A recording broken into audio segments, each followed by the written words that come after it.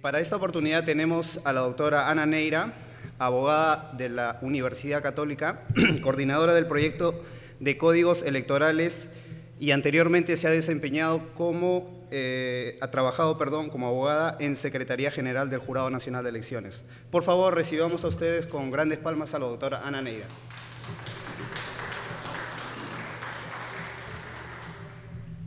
¿Cómo está? Muy buenas noches. Es un gusto cerrar con un tema un poco difícil, un poco polémico, un poco por un eufemismo, es bastante polémico y bastante complejo. Es un tema además que va a cobrar mucha relevancia en fechas posteriores a la revocatoria, a partir del 18. Este tal vez va a ser el tema que va a cobrar toda nuestra atención, ligado a la idea de tener ya los resultados finales del proceso. Recordemos el año 2010, cuando teníamos una elección, justamente una elección municipal en que participaba nuestra actual alcaldesa y tuvimos resultados muy cercanos. Las actas cobraron una importante relevancia y todos queríamos que se resolvieran pronto para saber los resultados, ¿no? Cuando hay mucha diferencia entre las dos autoridades o entre las opciones, las actas cobran menos relevancia porque ya sabemos el resultado casi el día de la elección. Pero cuando esto no sucede, la resolución de cada acta, si determinamos que hay 50 votos nulos, 40 o 30 o anulamos el acta, pueden cambiar de manera trascendental los resultados, tanto en los procesos de elección popular como incluso ahora en la revocatoria. La idea hoy es darles una panorámica más o menos completa de lo que implica esta resolución de actas, pero haciendo esto un poquito más dinámico. Ustedes verán que es una cuestión un poco compleja, algo técnica, pero sobre todo para que entendamos que no es que nosotros como jurado resolvamos esto sobre la base de criterios que se nos ocurren frente a cada acta, sino que hay una serie de criterios predeterminados en reglamentos que nosotros finalmente lo que hacemos es aplicarlos, ¿no? Y la idea hoy es justamente que ustedes puedan familiarizarse, por lo menos de manera preliminar, con estos criterios y puedan formular las preguntas que les parezcan convenientes a efectos de que cuando el proceso de revocatoria venga, ustedes estén más preparados incluso que nosotros, creo, para resolver las actas a partir del 18 de marzo. Con esa idea solamente breve, ustedes saben que finalmente eso tiene un sustento legal. Básicamente, para resolver actas observadas, tenemos una serie de normativas desde la Constitución, pero sobre todo tenemos una resolución, que es la 777 del 2012. Esta resolución ha recobrado vigencia para este proceso de consulta popular de revocatoria. Y esta resolución establece justamente cada una de las reglas y los supuestos frente a cada problema, observación posible de las actas observadas. Cada una de ellas está ahí contemplada. El lenguaje a veces es un poquito confuso, no lo entendemos, entonces tal vez hoy puede ser una oportunidad para que aclaremos esto que a veces es un poco oscuro desde la sola visión de la norma. Y por el lado de las nulidades, también tenemos una resolución que emitió el Pleno en el año 2011. Esto se emitió para las elecciones generales del 2011. Esta resolución es la 094-2011. Pero para este proceso también se ha recobrado vigencia de esta resolución, estableciendo una serie de pautas respecto de las nulidades que definitivamente van a aplicarse para este proceso, pero que incluso con esa resolución, y lo vamos a ver hacia el final, nos quedan algunas dudas, algunos puntos que tal vez faltaría definir, que voy a también yo a plantearles el día de hoy para que ustedes los conozcan y puedan tenerlos más o menos claros también.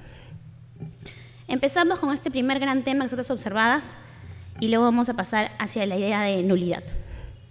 Primero, yo quería partir un poco de estos mitos, estas ideas de las que todos tenemos las actas observadas. A veces, todos, que ustedes de repente que están más comprometidos con el tema electoral, yo antes del 2009 que no trabajaba en el jurado, la verdad tenía muchas ideas cerradas respecto a lo que pasaba con las actas observadas. Todos tenemos algunas concepciones que en realidad no son estrictamente lo que pasa con las actas. Por ejemplo, hay quienes piensan que actas observadas provienen de una impugnación, que alguien impugna un acta. Esto no es cierto, ¿no? Lo que sucede es que llegan las actas, nosotros sabemos, ¿no? Ahora lo vamos a ver, a 5 ejemplares de las actas electorales. El acta correspondiente a la Oficina Centralizada de Procesos Electorales llega al centro de cómputo. Tratan de ingresarlo, pero por algún problema, inconsistencia numérica, algún error, falta de firmas, huellas, etcétera, no la puede ingresar. Eso es un acta observada. No es que alguien la impugne, no es que haya un personero que la cuestione, no. Estas observadas provienen simplemente de un tema de no poderlas ingresar al cómputo. Y frente a esta circunstancia se han generado una serie de soluciones posibles, ¿no? Y eso lo vamos a ver. Otra idea es que la resolución de acta responde casi a la voluntad de la autoridad electoral, ¿no? Nos ponemos frente al acta y decimos, bueno, esta acta va a ser nula, o esta la vamos a poner así, a sumarle tanta cantidad de votos nulos. Evidentemente esto no es así, ¿no? Hay unos reglamentos, determinamos sobre la base de estos reglamentos, ya vamos a ver inmediatamente cuántos votos nulos aumentamos, qué hacemos con los votos impugnados, qué hacemos cuando los superan determinados porcentajes y cantidades de las actas, ¿no? Y esto finalmente, y esto hay que decirlo aquí, tal vez no está precisado, esto proviene de un mal llenado de las actas. Si las actas se llenaran prístinamente, correctamente, no habría ningún acta observada. Todo ingresaría inmediatamente al cómputo y nos evitaríamos todos los problemas. Lamentablemente esto no siempre pasa. En elecciones como esta, con 40 autoridades, esto pasa incluso menos. Es posible, se aumenta el porcentaje posible de error y por consiguiente las actas observadas tienden a aumentar. Esa es además la percepción que se tiene hasta ahora de lo que podría pasar en este proceso. Ahora, otra idea que se tiene es que la OMPE y el jurado no coordinan absolutamente para ver el tema de actas observadas, ¿no? Esto evidentemente no es cierto. Hay unos reglamentos dictados por el jurado, unos reglamentos dictados por la OMPE que todos seguimos. ¿Han habido algunos problemas de coordinación en el pasado? Probablemente. Pero lo cierto es que hoy hay una plena coordinación, tanto entre las oficinas centrales o nacionales como entre las oficinas descentralizadas, tanto las oficinas centralizadas de procesos electorales como los jurados electorales especiales. Cuando el jurado emite una resolución sobre acta observada, inmediatamente la manda a la oficina centralizada de procesos electorales para que ellas le ingresen al cómputo y así vayamos avanzando. Porque finalmente el interés de todos, tanto de la OMPE como del jurado y evidentemente también de los ciudadanos, es que podamos acabar con el proceso y tengamos resultados finales. Y para esto el actuar conjunto se impone. Ahora, ya pasando al tema de las nulidades. Una primera idea que se tiene es que las nulidades de la revocatoria van a derivar en nuevas revocatorias. Ya vamos a ver qué pasa con este tema, lo voy a dejar un poquito en suspenso, pero es una idea de la que generalmente partimos. Otra idea que también se ha estado incluso difundiendo recientemente es que siempre que revoquemos alguna autoridad va a haber nuevas elecciones. Y esto tampoco es cierto, la ley establece unos porcentajes y unas previsiones al respecto. No es que porque revoquemos a una de las autoridades, en este caso, ¿no? Imaginemos en el caso de Lima Metropolitana tenemos 40 integrantes del Consejo. Si revocamos a uno, asisten al puesto 5, 20, 39, no va a haber nuevas elecciones. Y vamos a ver que hay un supuesto muy específico en el que hay nuevas elecciones y no es porque revoca solamente a una autoridad, sino que tiene que revocarse un determinado porcentaje. Partiendo un poco de esto, deslindando un poco estas ideas, avanzamos con lo siguiente. Yo les decía, ¿no? El acta electoral es finalmente un documento en que se registra, ¿qué se registran? Los hechos, las incidencias, las observaciones que se producen en la mesa de sufragio. Y como el acta electoral tiene 3 etapas, esta acta electoral también tiene 3 apartados, de instalación, de sufragio y de escrutinio. Ahí vemos en chiquito el acta de la parte de instalación y la parte de sufragio. Vamos a ver que las actas tienen mucha información, incluso ya preimpresa, que nos va a ser muy útil resolver actas observadas. Pero aquí solamente la idea es identificar las 3 secciones. Teníamos instalación, hay que registrar la información que ahí se nos solicita, sufragio y posteriormente escrutinio. Como yo les mencionaba, los ejemplares de las actas no es un ejemplar, sino que hay por lo menos 5 ejemplares. ¿Por qué? Eso también es un tema que se discute o se plantea o se cuestiona a veces, ¿no? ¿Por qué tenemos 4 ejemplares? ¿Por qué tenemos 5? ¿Por qué tenemos 1 o 2? En la legislación actual tenemos 4 y tenemos 1 para partidos políticos, para organizaciones políticas y en este proceso electoral para autoridades sometidas a consulta y eventualmente para los promotores. Esta pluralidad de ejemplares se explica por 2 cuestiones. Una, justamente para resolver actas observadas. Cuando tenemos un acta observada, lo que queremos hacer es verificar si en el otro ejemplar, el que corresponde a la otra entidad, sí está bien registradas las cifras, ¿no? Y luego, por un tema que tal vez en Lima no se vea tanto, pero que en provincia sí existe, es el tema de actas siniestradas. Cuando las actas se queman o eventualmente se extravían o se pierden, se necesita contar con otro ejemplar para poder recuperar la votación. Porque recordemos que finalmente la finalidad de todo esto es respetar la voluntad popular, con lo cual lo que tenemos que tratar de hacer es anular la menor cantidad de votos posibles. Nuestro principio tiene que ser por la no anulación, sino por la validez del voto. Claro, hay supuestos evidentemente en los que hay invalidez y se van a anular los votos, se van a anular las actas. pero esto debe ser nuestra última alternativa. Debe ser como la última ratio, como el derecho penal, ¿no? Nuestra primera alternativa tiene que ser la validez del voto. Entonces decía, tenemos 5 ejemplares.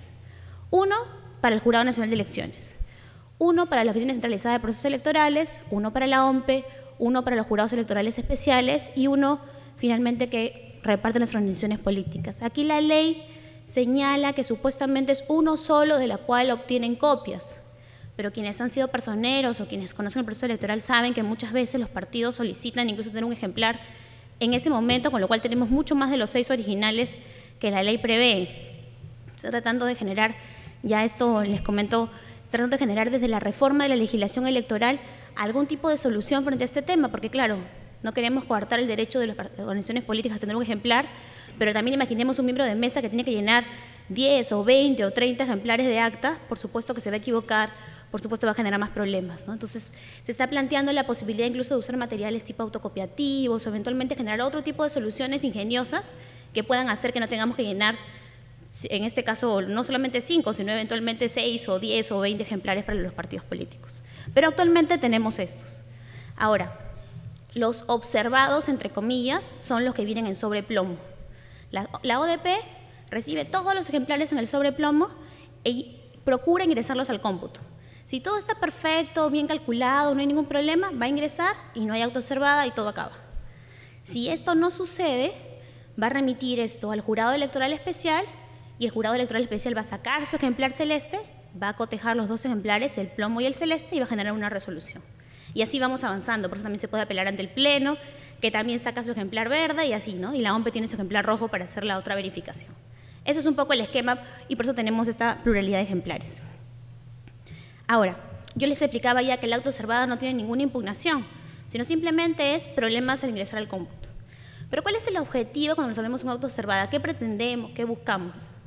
Básicamente lo que se busca es equiparar el número de personas que se dice que votaron al número de votos. Esto que parece tan simple, lamentablemente no siempre se puede hacer solo con el acta. Recordemos que en el Perú nosotros no contamos cédulas, mejor dicho, las cuentan solo los miembros de mesa y luego las destruyen. Y lo que luego hacemos para cotejar los resultados es solamente tomar en cuenta las actas. Entonces, la información que está en el acta es la que nos sirve para determinar cuántos votos tiene cada opción en consulta, cada autoridad en el caso de la revocatoria, o eventualmente cada partido cuando tenemos una elección, un cargo de elección popular. Entonces, ¿qué pasa si en el acta, por ejemplo, me dice que votaron 300 personas, pero en el ánfora tengo solamente 200 votos? Hay un problema, ¿no? Evidentemente hay un problema. Y entonces, ¿cómo lo resuelve la ODP? La ODP no lo resuelve, digamos, de oficio, sino que remite al jurado electoral especial para que sean ellos que emitan una resolución y definan la situación. Esto es el supuesto de actos observados, finalmente. Entonces, solamente aquí precisar, el objetivo es tan simple como equiparar número de votantes con número de votos. Y hay una serie de soluciones para generar esto, porque por supuesto hay muchas opciones posibles a veces cuando tenemos la información en las actas. Ahora, hay una serie de supuestos posibles de observaciones de un acta. No es que solamente tenemos un supuesto posible, sino que hay varios. Brevemente vamos a ver un poquito cada uno de ellos. Una primera cuestión es el acta con voto impugnado. Ya vamos a ver cuáles son los supuestos del voto impugnado. Luego pueden haber ilegibilidades. Eso es tan simple como que el miembro de mesa puso un 5, pero que parecía un 6 y que en realidad era un 7. Y esto, cuando el digitador quiere ingresarlo al cómputo, no sabe si ingresarlo como 5, como 6 o como 7. Y entonces tiene que observar el acta, ¿no? Finalmente nos damos cuenta, y eso es algo que también es importante, que todo depende del miembro de mesa. Si el miembro de mesa llenó bien, todo pasa tranquilamente. Si el miembro de mesa llenó mal, con dudas, un poco de mal humor, estaba cansado, vienen los problemas, ¿no? O también pueden ser a veces problemas de que no asistieron a la capacitación o eventualmente el ausentismo de quienes se capacitaron y que van otras personas que a veces no conocen el procedimiento. Luego cuestiones de actas sin datos, que también las vamos a ver. Y tal vez los supuestos más comunes son los 2 que vienen a continuación, que es el acta incompleta y el acta con error material. Esto que suena medio raro, ya vamos a ver un poquito cuáles son los supuestos de estas denominadas acta incompleta y acta con error material. Y finalmente las actas con solicitud de nulidad, que también existen. ¿Qué puede pasar? Llega el acta, en la mesa de sufragio el personero señaló que hubo un supuesto de nulidad. Por ejemplo, ustedes van a ver las causales. que la mesa se instaló después de las 12 del día y no hubo ninguna causa de justificación. El personero señala eso en la mesa, ¿no? Lo registramos en el acta, esto queda como pedido de nulidad. Entonces, el acta con pedido de nulidad tampoco la ingresa inmediatamente la ODP, sino que la manda al jurado para que resuelva la nulidad. Entonces, esto también es considerado, desde la perspectiva de la ODP, un supuesto de acta observado, porque no va a ingresar inmediatamente al cómputo. Ahora, vemos el supuesto de votos impugnados primero. ¿Qué pasa aquí? Imaginémonos, el día de la elección viene una persona con su DNI, pero esta persona se acaba de hacer un supercambio de look y no tiene la más mínima resemblanza a la foto de su DNI. Evidentemente, el miembro de mesa, el presidente de la mesa, podría decir que esa persona no es la que dice ser, la que está en el DNI, y no puede no dejarlo votar. Ahora, puede pasar que el presidente diga, no, sí, a mí me parece que sí es, pero el personero diga, no, a mí no me parece. Esta persona no es, impugna la identidad del elector. ¿Qué se hace en ese supuesto? No es que no lo dejemos votar, porque el derecho de sufragio es irrestricto. Las personas pueden votar, pero no vamos a poner su voto en la misma cédula que a todos, sino que le vamos a poner en un sobre, ¿no? Ahí se ve un poquito ese sobre verde.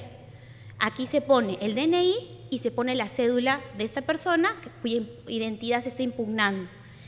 Posteriormente se va a hacer una audiencia pública, le va a convocar el jurado electoral especial y se va a resolver si esta persona es o no es quien dice ser.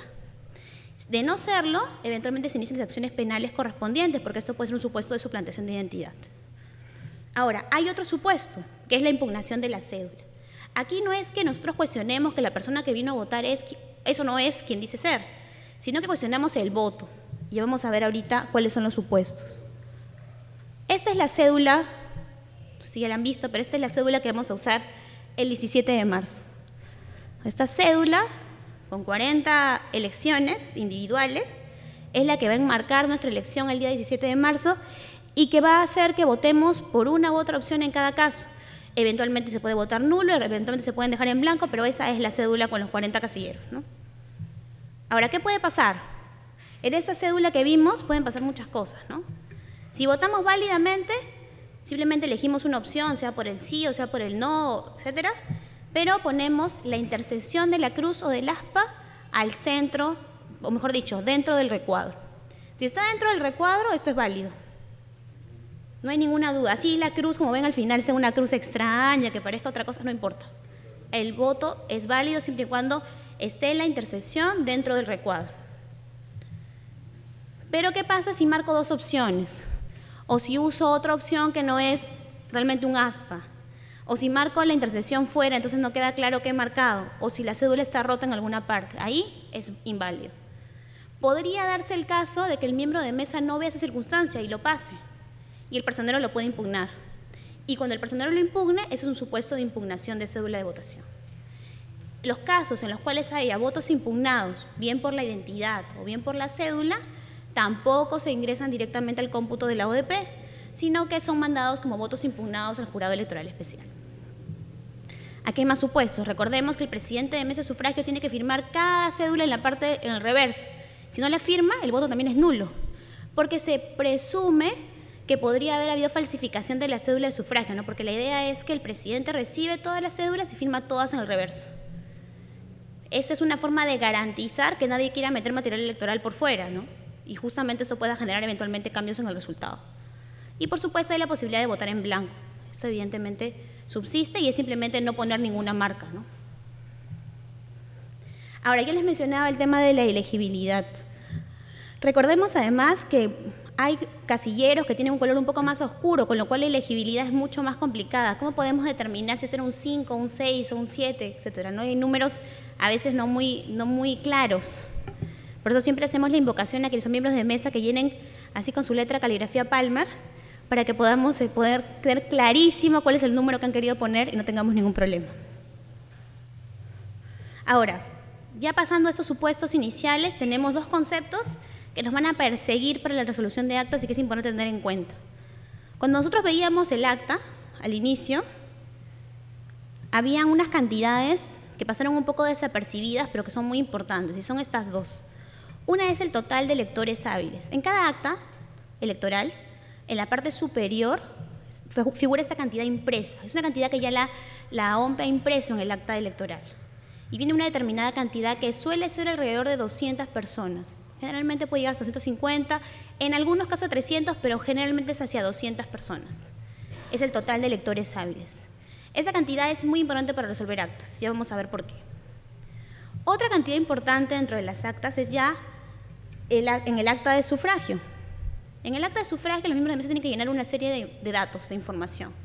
Y cuando llenen esa serie de datos, esa serie de información, tienen que llenar un dato que es importantísimo, es el total de ciudadanos que votaron.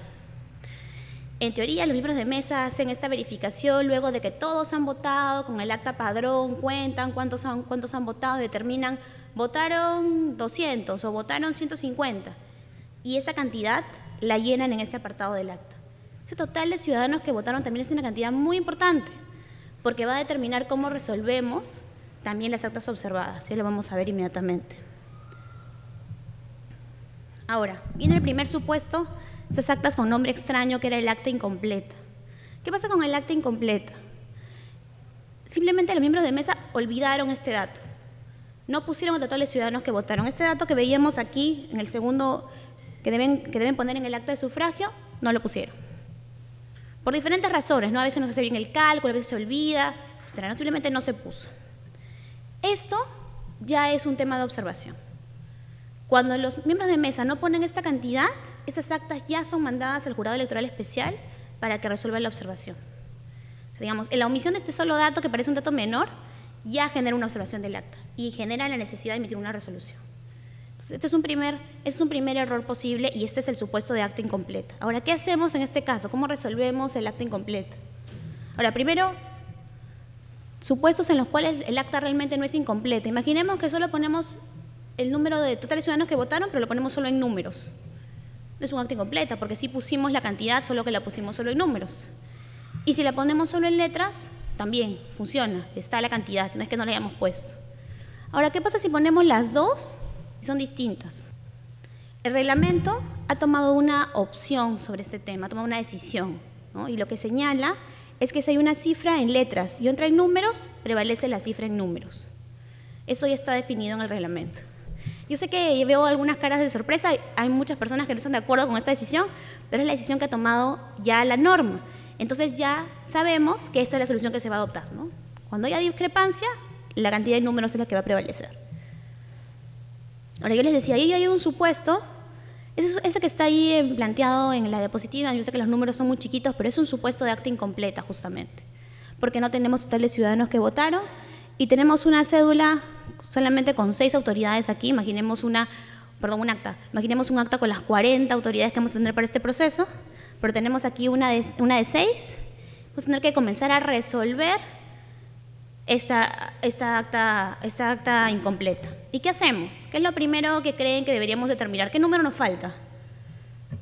El total de ciudadanos que votaron es el número que nos falta, el primerito que tenemos que determinar. Entonces, lo primero que hay que hacer es determinar el total de ciudadanos que votaron. ¿Y cómo determinamos el total de ciudadanos que votaron? Bueno, yo les cuento, lo que hacemos es coger una calculadora y comenzamos a sumar. Y sumamos autoridad por autoridad los votos por el sí, por el no, blancos y nulos. Y tenemos una cantidad final. Luego comparamos todas las cantidades existentes y la más alta es el total de ciudadanos que votaron. Pero hay una observación posible. ¿Qué pasa si yo sumo la autoridad 15 y me da, en este caso, me da 250? Es posible que haya más ciudadanos por una autoridad que los que supuestamente votan en esa mesa, total de electores hábiles. No puede ser, porque el total de electores es el tope que nos pone la OMPE. En esa mesa solo votan 200 personas. ¿Cómo podrían haber votado 250 por la autoridad 5 o por la autoridad 6? Es imposible. ¿Qué hacemos en ese caso? Anulamos la elección de la autoridad 5, porque no podemos determinar de esos 50 votos que sobran, ¿a dónde fueron? Si fueron al sí, fueron al no, fueron al nulo, fueron al blanco. Entonces anulamos toda la elección. Eso es lo que hay que hacer en cada una de las autoridades. Nosotros, cuando hemos capacitado a los jurados electorales especiales, les hemos hecho ejercicios en los cuales han tenido que trabajar con las 40 autoridades, ¿no? Porque la idea es que ellos tengan esa expertise para hacerlo mucho más rápido. Pero finalmente aquí el ejercicio es sumar. Coger una calculadora, sumar y comparar cifras. Nosotros, además, esto generalmente lo resuelven los abogados, con lo cual imaginarán todas las complicaciones que se generan, Pero la idea es básicamente que podamos definir primero el total de ciudadanos que votaron y luego, nuevamente, ¿cuál es nuestro objetivo inicial cuando empezamos a ver las actas? Que la cantidad de votantes sea igual a la cantidad de votos. Entonces, si hay una diferencia, por ejemplo, si determinamos que el total de ciudadanos que votaron eran 180 y sumamos la votación de la autoridad 1 y es 150, hay una diferencia de 30. ¿Dónde fueron esos 30 votos? ¿Cómo hacemos para que se equiparen? ¿Cómo la ODP va a poder generar esto al cómputo? Lo agregamos a votos nulos. Entonces, la solución para equiparar es agregar votos nulos. Y así respecto de cada autoridad. Entonces, yo les decía, primero determinamos tales ciudadanos que votaron con las sumas y luego agregamos votos nulos para que en cada caso la cantidad sea igual al total de ciudadanos que votaron. Con la única, bueno, en este caso todavía no hay excepciones. Esa es un poco la dinámica respecto de cada una de estas actas, ¿no? Y además, recuerden ustedes que tenemos que emitir una resolución por cada acta observada, porque no es que las actas sean, digamos, iguales, sino que el acta número 545-K es distinta que el acta 545-L. Entonces hay que emitir una resolución por cada una de ellas, y cada una tiene sus propios supuestos de eventual observación y hay que resolver cada uno de ellos. Ahora, cuestiones relacionadas. ¿Qué pasa, por ejemplo? No sé si se logra ver, pero en la autoridad 3 hay 25 votos impugnados. ¿Qué pasa si tenemos una autoridad que figura que tiene una cantidad determinada de votos impugnados, pero los votos impugnados nunca aparecieron, no hay sobrecitos? ¿Qué hacemos con estos 25 votos? La solución es nuevamente aumentarle los votos nulos para efectos de la equiparación, porque no tenemos los votos. Si los tuviéramos, habría que emitir una resolución y resolver conforme les he explicado, ¿no? Bien el tema de validez o bien el tema de la identidad. Pero si no los tenemos, los aumentamos a los votos nulos. No sé también si se logra ver claramente, pero a veces los miembros de mesa ponen esos símbolos de conjunto vacío, ponen ceros, ponen rayitas. En algún momento, la OMPE consideraba también que eran supuestos de observación, porque no quedaba claro que eran iguales a cero, ¿no? Estas rayitas, no sé, creo que no se logra ver, pero esta bolita con una línea obliga que es un conjunto vacío, no quedaba claro si era cero o no era cero, ¿no? Entonces lo mandaban como acta observada. Ahora ya se ha dicho que estos símbolos son cero, ¿no? Entonces ya no es observación, hay que ingresarlo como cero a efectos del cómputo. Ahora, pero por ejemplo, si ven ustedes, no sé si se logra observar, pero esas autoridades, la 5 y la 6, no tienen ninguna votación. ¿Cómo puede ser que en una elección en la que han votado 200 personas, 2 autoridades no tengan votación en ningún sentido, ni nulo, ni blanco? Eso no puede pasar, ¿no? Hay algo mal. Se cansaron, no quisieron seguir contando, algo sucedió, ¿no? El escrutinio no terminó porque es imposible que si votaron 200 personas no tengamos votos en algún sentido para estas 2 autoridades. Nuevamente, aumentar a los votos nulos para resolver esta discrepancia, ¿no?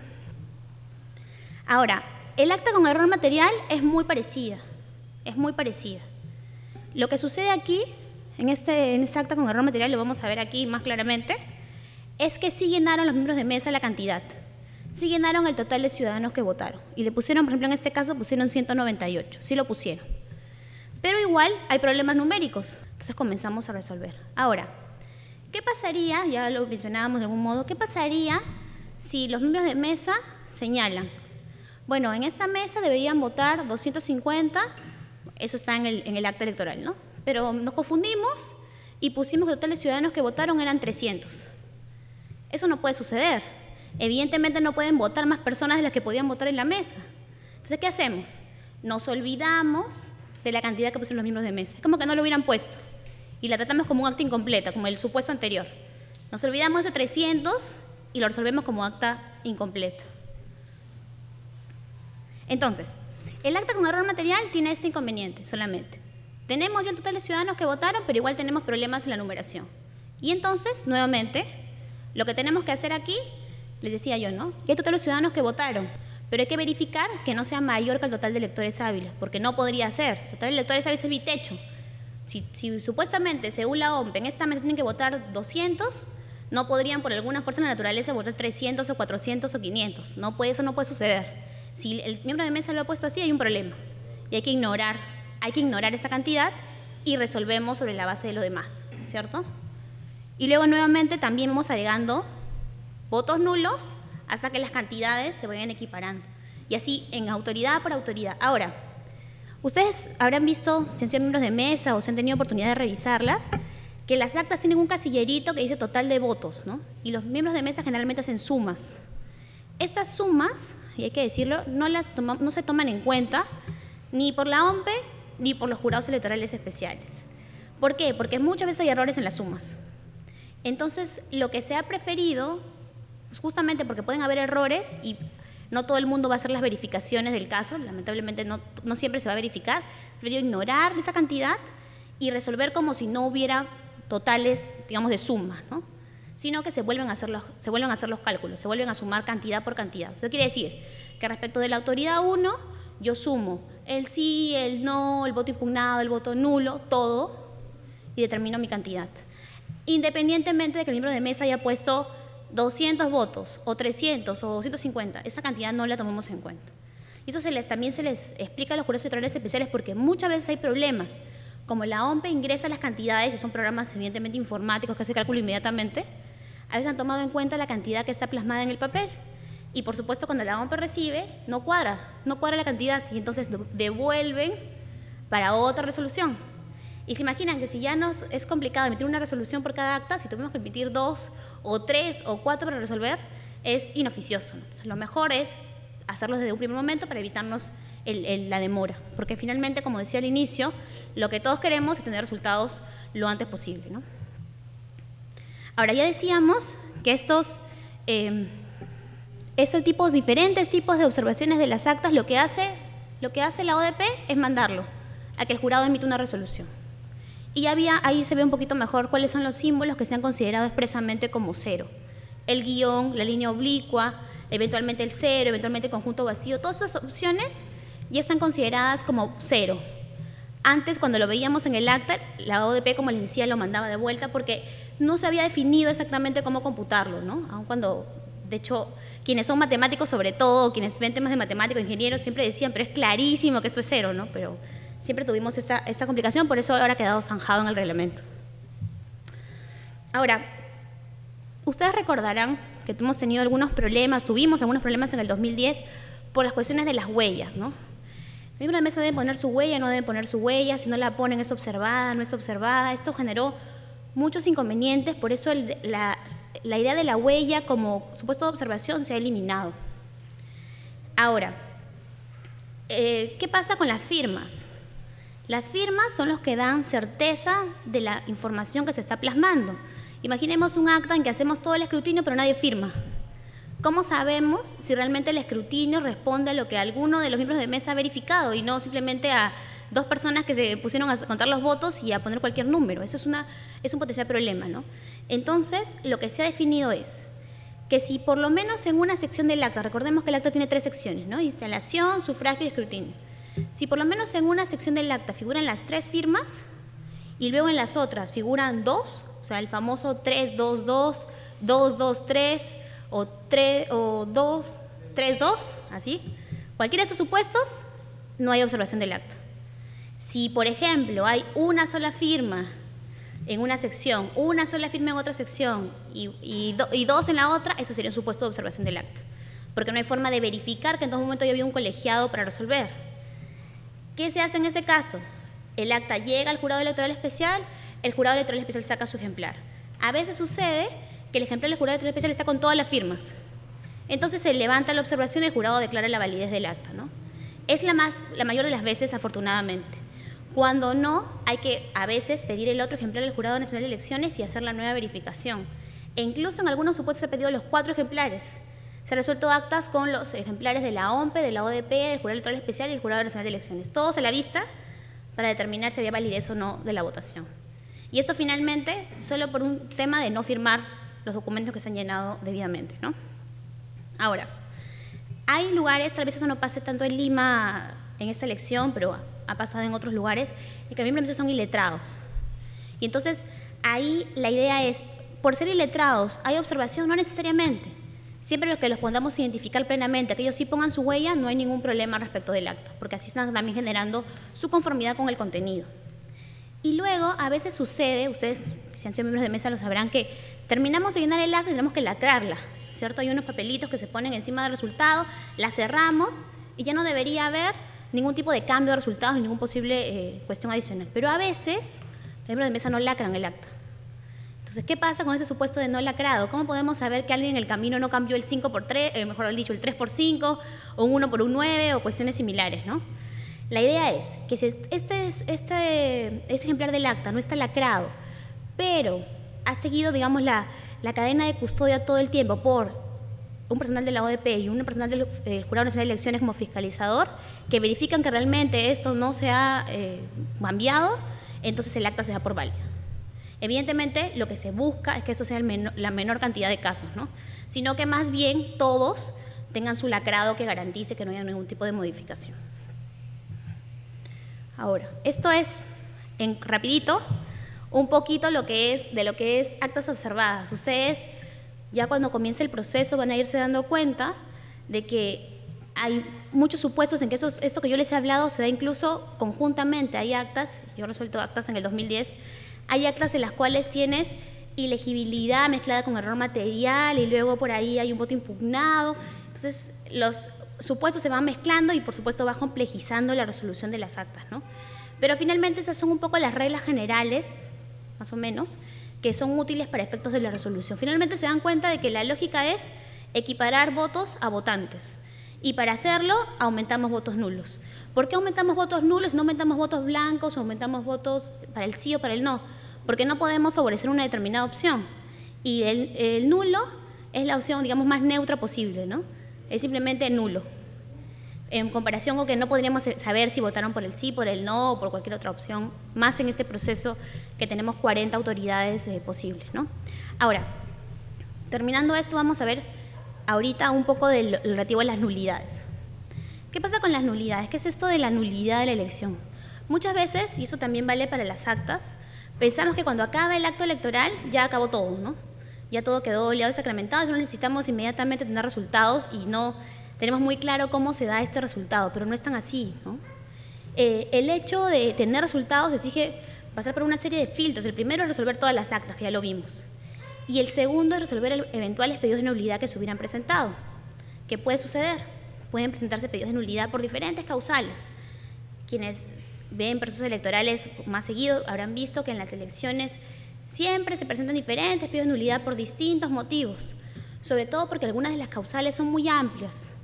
Causales como graves irregularidades, finalmente puede ser casi todo o nada, y entonces mucha gente pretende alegar graves irregularidades en diferentes partes del proceso. En algunos casos, evidentemente, con justicia, con razón, porque sí son graves irregularidades, y en otros, un poco ampliando las figuras a efectos de estar dentro del supuesto, ¿no? Ahora, entonces, ¿qué es la nulidad de elecciones? Simplemente declarar la invalidez de la elección, ¿no? Se determina a partir de unos supuestos determinados que están regulados en la Ley Orgánica de Elecciones y eventualmente también en la Ley de Elecciones Municipales. ¿Quién puede pedir la nulidad? Los personeros. En ese proceso electoral, los personeros tanto de las autoridades en consulta, de las 40, estamos hablando ahora sobre todo de Lima, y acá una precisión, no olvidemos que también hay otras 2 elecciones en curso. Tenemos una elección en Pucusana respecto de 2 autoridades que se someten a la revocatoria y una en Ate respecto de una autoridad, ¿no? Generalmente hablamos de Lima porque, claro, todos estamos involucrados en la elección de Lima Metropolitana y no así todos en la de Pucusana y Ate, ¿no? Pero no hay que olvidar que también tenemos Pucusana y Ate, y en estos distritos tendremos 2 cédulas de sufragio y 2 actas que llenar, digamos, 2 actas que llenar por cada ejemplar, con lo cual van a llenar por lo menos 10 ejemplares, ¿no? No hay que olvidar también eso, que si bien son pocas autoridades, también tienen un proceso de escrutinio independiente y también tienen su complejidad, ¿no? Pero bueno, ¿quiénes pueden solicitar la nulidad?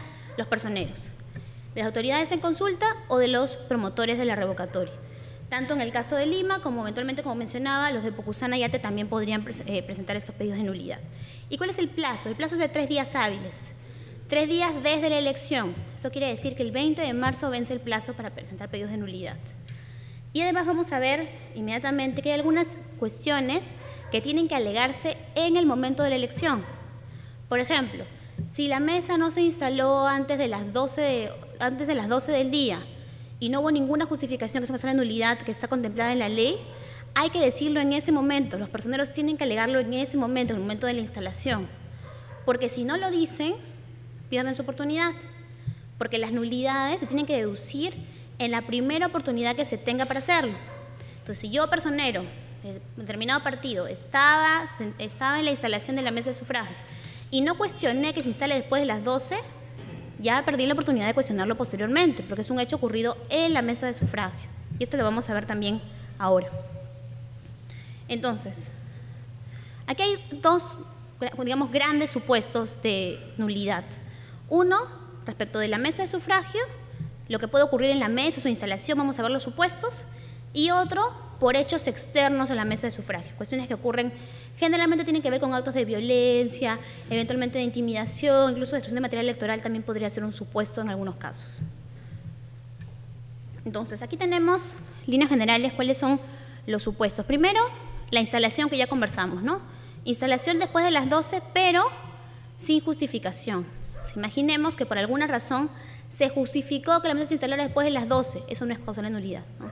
Tiene que alegarse, digamos, alegarse con nulidad no solamente la hora después de las 12, sino también que no hubo justificación para la instalación después de las 12. Porque si no, no hay pedido de nulidad. Lo siguiente, cuando se haya ejercido algún tipo de violencia frente a los miembros de mesa o intimidación sobre los electores, también es causal de nulidad, también hay que alegarla inmediatamente. Ahora, cuando se compruebe que la mesa, hablábamos un momento de los supuestos de impugnación de identidad, ¿no?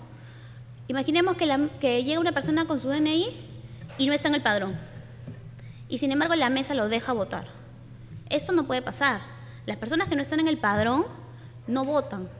Si es que esas personas tienen una numeración que es de la mesa en concreto, lo que se hace es darle una constancia de asistencia a la votación, pero no es que se les deja votar, porque el único universo que vota es el que está en el padrón electoral. Los demás no pueden votar. Entonces, imaginemos que llega esta persona y dice, no, pero yo sí tengo mi derecho de sufragio, ¿por qué no estoy en el padrón?, etcétera. El miembro de mesa no tiene potestad para dejarlo votar, pero considera, ¿no?, y lo deja votar. Un personero podría cuestionar esa circunstancia y señalar que esto es contrario a lo que establece la ley, porque no debería votar una persona que está fuera del padrón. Ustedes preguntarán, ¿por qué puede estar fuera del padrón? Bueno, puede haber muchas razones por qué alguien esté fuera del padrón. Puede haber restricciones por temas penales, puede haber cuestiones de restricción también de ciudadanía por temas de RENIEC, eventualmente podría haber impugnación de domicilio, que también es un procedimiento por el cual se cuestiona que una persona vive donde dice vivir y por eso se le puede sacar del padrón. O sea, hay varios supuestos por los cuales alguien podría no estar en el padrón, pese a que figure el grupo de votación de la mesa. Entonces, no, tampoco es correcto dejarlos votar en esos supuestos. Ahora, miremos que las causales son bien cautas, ¿no? Las causales no son votación después de las 12 y nulidad, no. Es votación después, instalación después de las 12 sin justificación. Otra causal, bueno, esa es un poco más objetiva, ¿no?, porque es violencia o intimidación. La tercera, cuando se compruebe que se admitió votos de ciudadanos que no figuraban en la lista, rechazaron votos de que sí figuraban. Siempre, y dice el siguiente, ¿no?, en número suficiente para hacer variar el resultado de la elección. Esto quiere decir que no bastaría que fuera 1, o 2, o 3, sino que tiene que probarse que es en número suficiente para hacer variar el resultado de la elección. Hay quienes cuestionarán esto, ¿no? Señalarán, pero si ya 1, ya debería ser causal para declarar la nulidad de la mesa de sufragio. Es posible, ¿no? Probablemente, habría que pensarlo cuando reformemos la ley. Pero actualmente la legislación establece esa circunstancia, que tiene que ser esta incorporación de quienes no deben votar o esta exclusión de quienes pueden votar en número suficiente para hacer valer el resultado de la elección. Entonces, esto hay que tomarlo en cuenta, ¿no? Hay que acreditar ambas cosas si quiere hacer un pedido de nulidad o formular un pedido de nulidad. Ahora, como les decía, de acuerdo al momento en que esto se produzca, tiene que dejarse constancia en el acta, o bien en la instalación, o bien en el sufragio, o bien en el escrutinio. No puede posteriormente pretender alegarse en estos pedidos de nulidad de 3 días hábiles posteriores. Ante la mesa de sufragio, por el personero, se registran en la sesión de observaciones del acta electoral. No resuelve la mesa, sino que resuelve el jurado electoral especial cuando le deriven esta acta con pedido de nulidad. Y luego esas actas, como les decía, son remitidas por la ODP para que se resuelva esto, ¿no? Tienen un procedimiento que básicamente implica que yo recibo esta acta con la observación, espero el pago de tasas el día 20 de marzo, en este caso el 20 de marzo del 2013. Si no se paga, se rechaza el pedido. Si se paga, se resuelve concretamente lo que se haya formulado, ¿no? Y cuando se resuelva, se manda el acta a la ODP con la resolución que se haya emitido. Ahora, el otro supuesto es nulidad de la votación por hechos externos a la mesa de sufragio. Y aquí hay varias causales, ¿no? Se habla de fraude, cohecho, soborno, intimidación o violencia, pero inmediatamente se dice para inclinar la votación en favor de una lista de candidatos o determinado candidato. Si yo uso alguno de estos mecanismos para inclinar la votación, entonces estoy en ese supuesto de nulidad que puedo alegar. ¿Cuándo lo presento? 3 días naturales, 20 de marzo igualmente, es el último día. Incluso los jurados tienen una directiva que el 20 de marzo al cierre emiten ellos un acta dirigida al Jurado Nacional de Elecciones en la cual,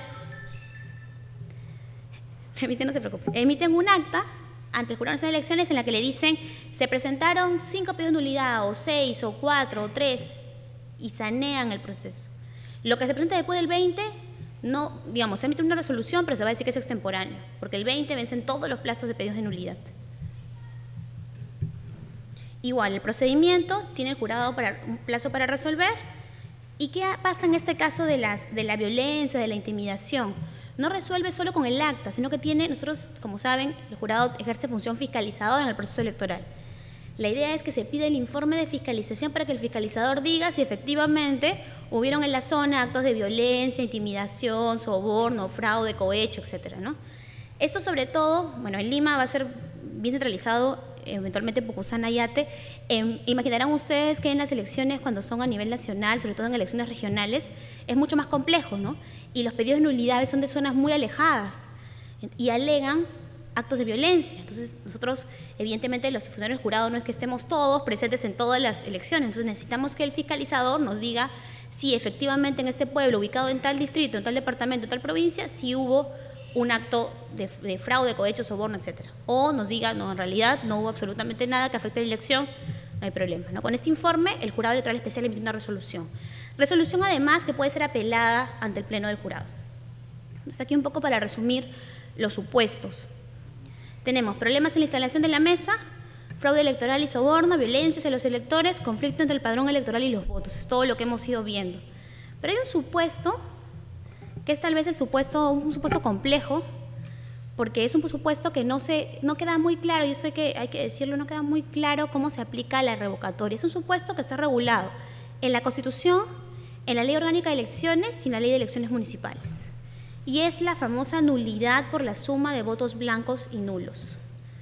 La Constitución dice que se declara la nulidad de las elecciones cuando los votos nulos o blancos, sumados o separadamente, superan los 2/3 de los votos emitidos en la elección. La Ley Orgánica de Elecciones dice que se declara la nulidad cuando esta suma supera los 2/3, pero de los votos válidos. Y la Ley de Elecciones Municipales también habla de votos emitidos. Entonces tenemos 3 normas, evidentemente la Constitución con mayor jerarquía, pero igual unas normas especiales de diferentes tipos en que nos establecen diferentes universos para efectos de declarar la nulidad. Es una nulidad además de solamente verificar nulos y blancos. Ustedes veían que cuando resolvíamos actas observadas y habían problemas con los números, ¿qué hacíamos? Aumentábamos votos nulos. Entonces podríamos estar cada vez llegando más cerca al supuesto de los topes. Ahora, ¿por qué es importante esto? El universo de votos son los votos emitidos. Los votos emitidos pueden ser en blanco, pueden ser nulos, pueden ser por el sí, por el no. Pero solamente hay un pequeño universo chiquitito que es el de votos válidos, que es el voto por el sí o el voto por el no.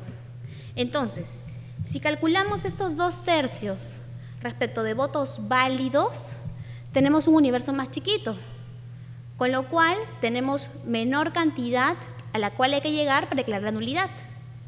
Pero si calculamos respecto del universo grande de votos emitidos, tenemos una mayor cantidad a la cual llegar para declarar la nulidad. No es lo mismo calcular 2/3 respecto de 12 que 2/3 respecto de 24, ¿no? Y eso solamente por ponerlo en cifras pequeñitas. Entonces, si calculamos respecto de votos válidos, estamos más cerca de la figura de la nulidad. Y si declaramos respecto de votos emitidos, estamos un poquito más lejos. Por eso es relevante qué universo sea el que utilicemos a efectos del proceso. Ahora, ¿qué ha pasado en las elecciones regionales y municipales? En el 2010, de hecho el Pleno ha tenido muchos criterios o muchas decisiones sobre este tema, pero ya en el 2010 se emitió una resolución en la cual se señaló lo siguiente. En el caso de las elecciones municipales, se aplica la Constitución y la norma especial votos válidos. Y en el caso de elecciones regionales, pese a que por norma especial también podríamos aplicar, en este caso la Ley Orgánica de Elecciones, entonces decir que procede por votos válidos, vamos a respetar la Constitución y vamos a hacerlo por el universo de votos emitidos. Entonces el universo hoy, por lo menos en elecciones, es votos emitidos. Esto quiere decir mayor universo. Pero en la revocatoria eso no está tan claro, porque recordemos que la supletoriedad de las normas en la revocatoria están muy brevemente remitidas en la Ley de Derechos de Participación y Control, no se establecen claramente los supuestos, las normas, entonces hay dudas respecto a cuál sería el universo respecto del cual aplicaríamos esto. Yo sé que esta semana el Pleno va a emitir una resolución en la cual va justamente a dilucidar finalmente todas estas discusiones antes del proceso, porque ¿cuál es el inconveniente? Que se pretenda hacer después y luego se considere que se perjudica o favorece una determinada opción en consulta, que evidentemente no es la idea, sino resolver sobre la base de criterios técnicos. Pero como ustedes ven, las normas nos dejan algunos vacíos y problemas en el momento de interpretación. Es una de las razones por las cuales, por ejemplo, el jurado está buscando reformar la legislación electoral a través de un proyecto de código electoral, ¿no? Ahora, ustedes esto ya lo han visto, creo antes, pero sabemos que para que proceda la revocatoria hay que asistir, ¿no? Tienen que asistir más del 50% de quienes están en el padrón. Si no asisten, no procede la revocatoria. Y para revocar se requiere la mitad más uno de los votos válidos. Nuevamente, este universo de votos, se dan cuenta que este universo de votos válidos y votos emitidos, que parece lo mismo, en realidad no es exactamente lo mismo. Y estas cantidades son las que van a determinar varias cosas en efectos del proceso electoral. Entonces, yo solamente he querido un poco dejarles esta inconsistencia de la norma que complica a los organismos electorales y que, como les decía, en el transcurso de semana el jurado ya va a dejar plenamente saneado para que no haya ninguna discusión. Ahora, nuevamente, ¿cuándo hay nuevas elecciones, no? Partíamos al inicio de esta pregunta porque a veces se está diciendo mucho, de algún modo, de que si revocamos una autoridad ya hay nuevas elecciones. Esto no es cierto. Para que haya nuevas elecciones se tiene que revocar a más de un tercio del Consejo Municipal. Como sabemos, en el caso del Consejo de Lima está formado por 39 regidores y una alcaldesa. Entonces, para revocarlos tienen que ser, sale 13.333, tiene que ser más de 13, ¿no? 14. Si revocamos a más de 14, entonces van a haber nuevas elecciones. Si no se revoca más de 14, no va a haber nuevas elecciones. Pero por supuesto surgen muchas dudas frente a esto. ¿Cómo vamos a hacer los reemplazos? ¿Quiénes van a entrar? ¿Quiénes van a entrar, no? En algún momento se comenzaron a entrevistar, ustedes recordarán algunas personas que aparentemente iban a entrar porque estaban en las posiciones, ¿no? La ley también tiene algunas soluciones sobre este tema específico. ¿Qué se hace primero? Un primer escenario, no sé si ustedes han tenido oportunidad, pero ya hay varios artículos publicados sobre estos temas, algunos de hecho mucho más claros que otros, pero si yo les pudiera recomendar alguno, hay uno de Fernando Tuesta que es clarísimo, que publicó hace más o menos un mes en La República. Pero la idea es la siguiente: si revocamos a más de un tercio del Consejo Municipal, hay nuevas elecciones. Y si hay nuevas elecciones, ¿quién entra el 18? ¿Quién entra el 18 de marzo? Pero todavía el 18 de marzo no entra nadie, porque entran recién cuando terminemos el proceso, cuando saneemos todo, cuando hay actas de proclamación de resultados. Cuando hay actas de proclamación de resultados, determinamos si va a haber nuevas elecciones o no va a haber nuevas elecciones. Si va a haber nuevas elecciones, ok, alguien tiene que entrar mientras tanto. ¿Quiénes entran? Primero van a entrar todos los del partido, en este caso del partido oficialista, ¿no? El partido Fuerza Social entraría primero y ocupan todas las posiciones hasta agotar sus 39 posiciones, porque ellos tienen ahorita 21 en el Consejo Municipal. Eso quiere decir que 18 podrían entrar, que son los estamos hablando de la lista inicial, ¿no? La lista del 2010, ¿no? La lista del 2010 Fuerza Social tiene 39 regidores. 21 están en el Consejo, 18 faltan ingresar. 18 entrarían en principio. Estamos hablando en el supuesto de que revocáramos a los 21, ¿no? Si se revocaran a menos, los que van quedando son los que van a ser digamos, alcalde o alcaldesa, ¿no? Ese es el problema a veces con la revocatoria, que finalmente no sabemos si llegar a revocar quiénes van a ser las autoridades finalmente elegidas, ¿no? Quiénes van a ser las personas que van a regir nuestros destinos después del 18 de marzo. Pero independientemente de esto, tenemos a accesitarios que van ingresando y luego tenemos las nuevas elecciones en que someteremos. Ahora, esa es otra pregunta. ¿A quiénes someteremos a nuevas elecciones?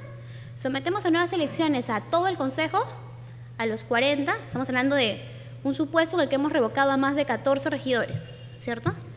Hemos revocado a más de 14 regidores y la ley dice, si se revoca más de 1/3 del Consejo Municipal, hay nuevas elecciones.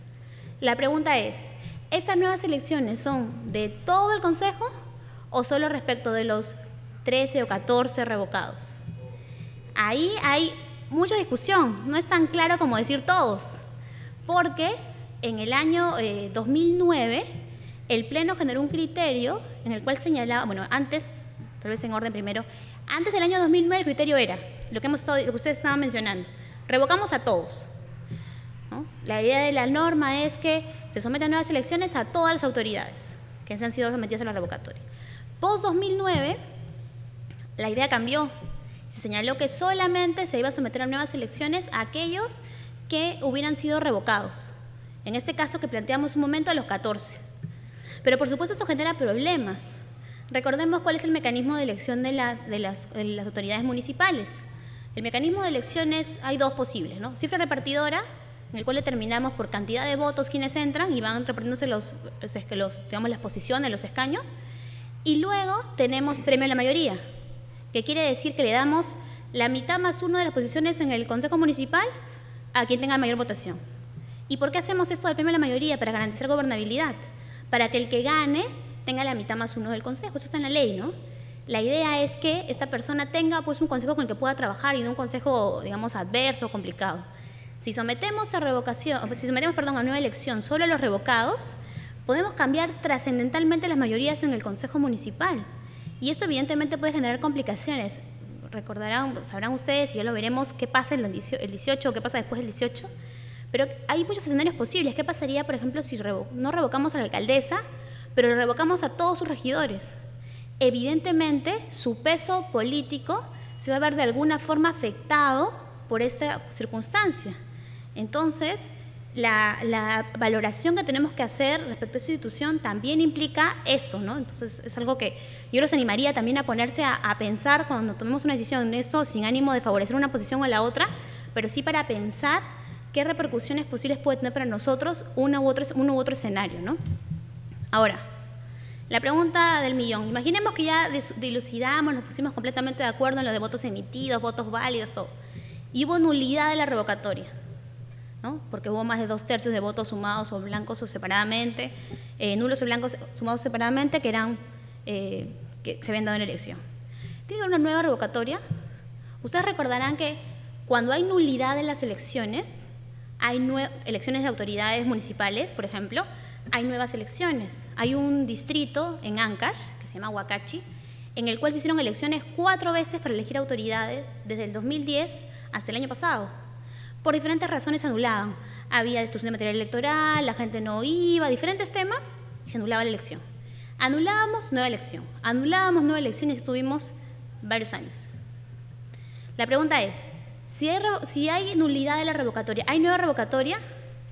Aquí el jurado tiene bastante claro que no debería haber, que no hay nueva revocatoria. Pero sabemos que hay interpretaciones divergentes, hay quienes piensan que sí. Ahora, la norma dice que solo procede la revocatoria una vez en el mandato de cada autoridad. Entonces, ¿cómo someteríamos a una nueva revocatoria a alguien que ya fue sometido a revocatoria? Digamos, si esa persona ya no se consiguió el porcentaje requerido para revocarla, o ya, digamos, acabó la oportunidad y habrá que dejarlo terminar su periodo de mandato. Desde la otra interpretación se nos ha señalado, por ejemplo, que como la nulidad implica como que dejar sin efecto todo lo actuado, entonces es como que nunca hubiera habido revocatoria, ¿no? Esa es una interpretación que el jurado no comparte y que también se va de algún modo sanear en la resolución, pero vemos también de que esta duda o esta discusión jurídica se puede presentar sobre este tema, que aparentemente es muy claro, pero que también tiene varias cuestiones en discusión. Yo solamente, eso es un poco lo que he querido presentarles a efectos de que ustedes conozcan el proceso, ven que hay temas que parecen un poco oscuros, pero que en realidad, si nos ponemos a pensar en principios generales, son relativamente simples. Y por supuesto, si alguno de ustedes es miembro de mesa, los invito, así con mucha estima y amor, que por favor llenen adecuadamente sus actas a efectos de evitar la observación de las actas. Muchas gracias.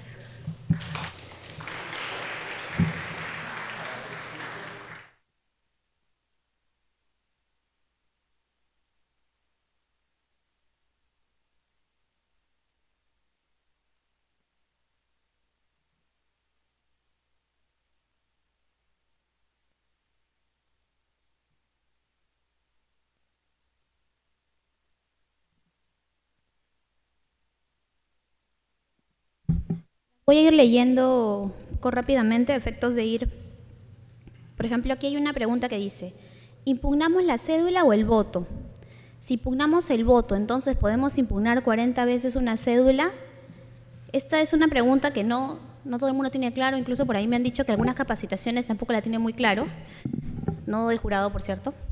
Pero la idea es que las actas electorales, o mejor dicho, la cédula de sufragio, tienen 40 elecciones individuales, una respecto del alcalde, una respecto del regidor 1, del regidor 2, regidor 3, y así sucesivamente hasta el 40.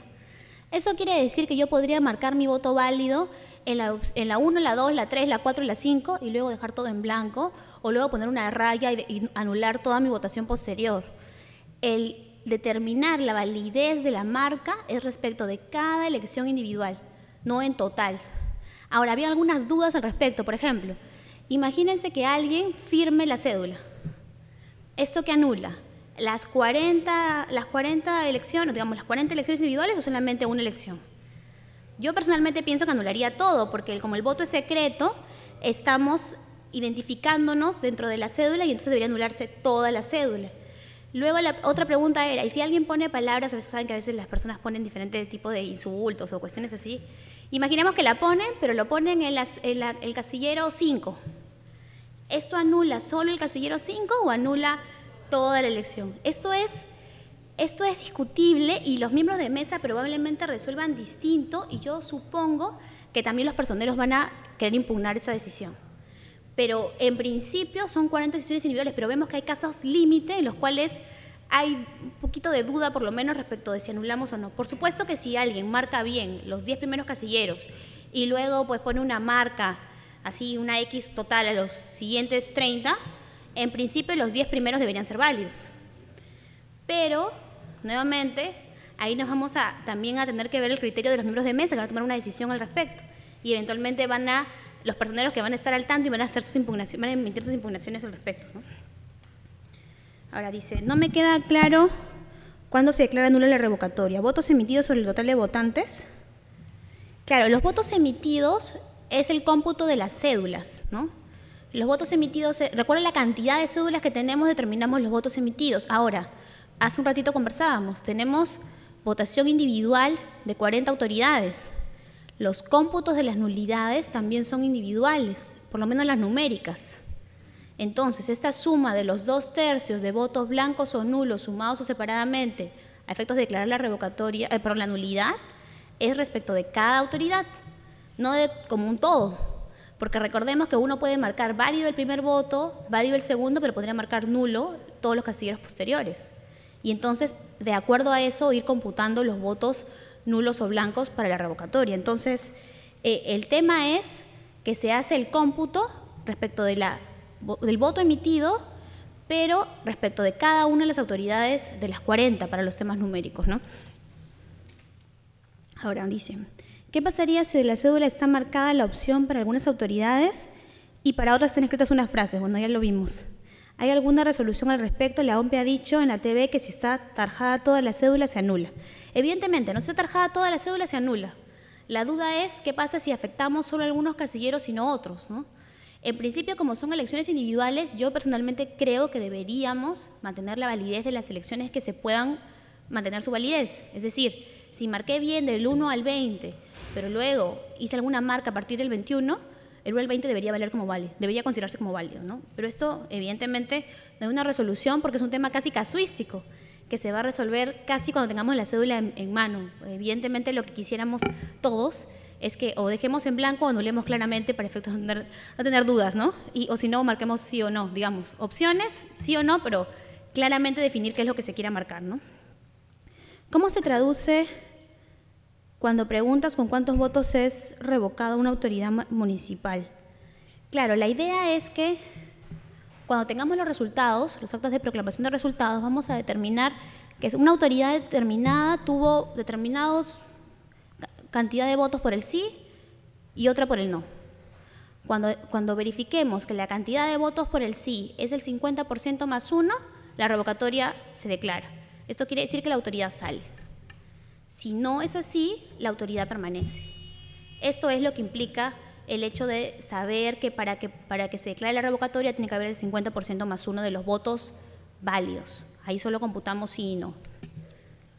Dice, ¿cuáles son las justificaciones válidas para pedir nulidad en una mesa que no se instaló hasta después del mediodía? Ejemplos. Bueno, a veces hay problemas con el traslado del material electoral que no son muy recurrentes, pero pueden suceder. A veces también hay cuestiones por las cuales el propio local de votación no ha sido abierto o han habido problemas de seguridad. Probablemente eso no pasa necesariamente en Lima, pero a veces en provincia sucede de que por temas de seguridad un local de votación no es abierto o una mesa no es instalada, ¿no? Estas justificaciones sin duda harían que una mesa instalada después de las 12 pueda recibir los votos. También recordemos que pueden haber temas incluso de desastres naturales, incluso de temas de clima, que puedan impedir el acceso de los miembros de mesa para instalar la mesa. Tal vez nuevamente en Lima no pueda ser tan evidente, pero imaginemos zonas muy alejadas o incluso zonas de Lima, pero digamos del departamento de Lima, pero poblaciones más rurales, ¿no? También esas circunstancias pueden ocurrir y esto podría justificar una instalación en hora posterior al mediodía.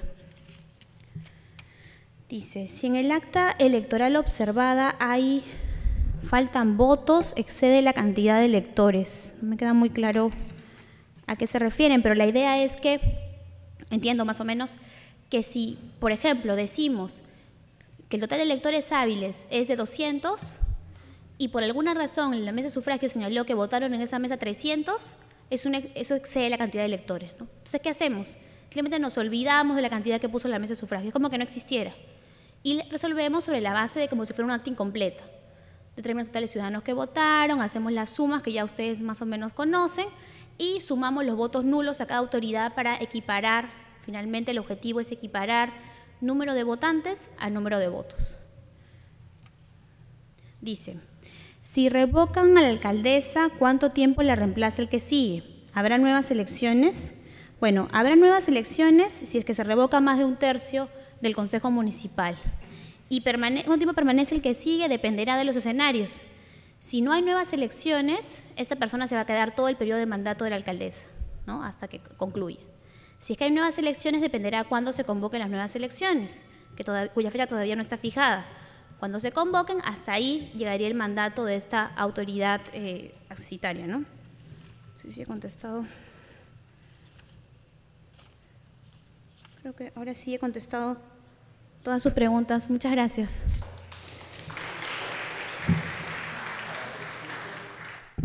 Agradecemos a la doctora Ana Neira por su brillante exposición y hacerle recordar que, por favor, a la salida entreguen sus encuestas, que son parte principal para nosotros para mejorar cada día, ¿no?